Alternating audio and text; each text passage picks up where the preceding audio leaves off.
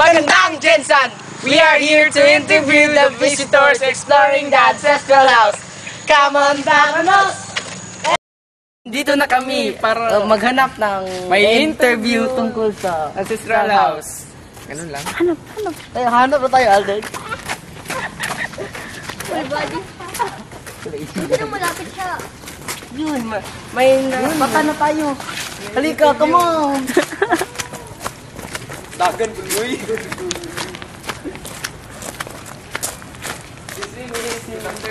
Galing po kami sa General Santos City High School para po to sa aming project. Pwede po ba kayong ma-interview? Ano man? Ano yun?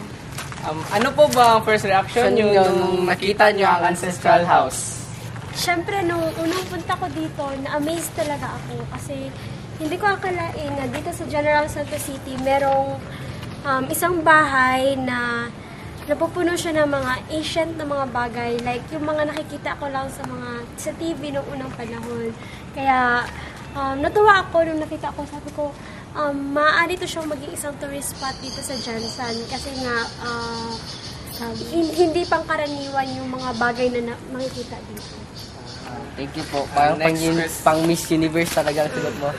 Next question. Sino po ang nag-engganyo sa inyo na pumunta dito? Mga kaibigan ko, una-una, usap-usapan lang to. May kaibigan akong nakatira malapit dito, tapos sinabi niya sa akin na may ganitong lugar nga dito sa General Santos City. Siyempre, na-curious kami ng mga friends ko. So, yun na. Pumunta na kami dito. Tapos ngayon, ganun din, naisipan ko lang bumisita. Gusto ko lang kumuha ng yung mga pictures yung mga bagay na nakikita nung unang panahon yan, parang pang souvenir. Huling katanungan. So far, sa pag-explore sa bahay, ano pong parte ng bahay ang nakagaw ng atensyon sa inyo?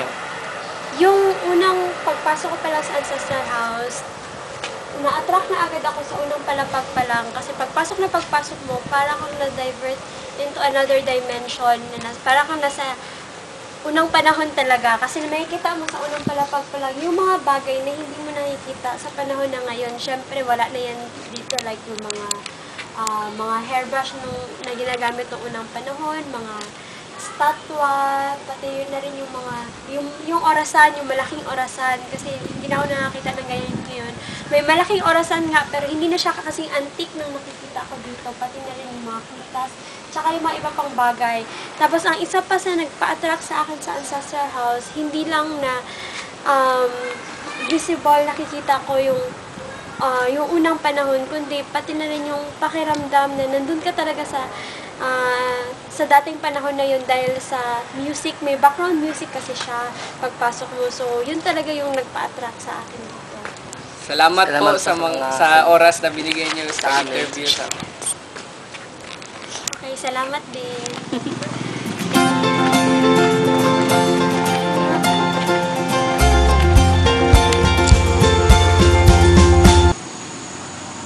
Two. Magandang Jensen! Okay, nag-separate. 3, go! Magandang Jensen! We are here to interview the visitors exploring the ancestral house. Come on, Vamonos! Magandang Jensen! We are here to interview, okay? Magandang Jensen! We are here to interview the visitors exploring the ancestral house. Come on, Vamonos! Everybody, let's go! Oh, grabe.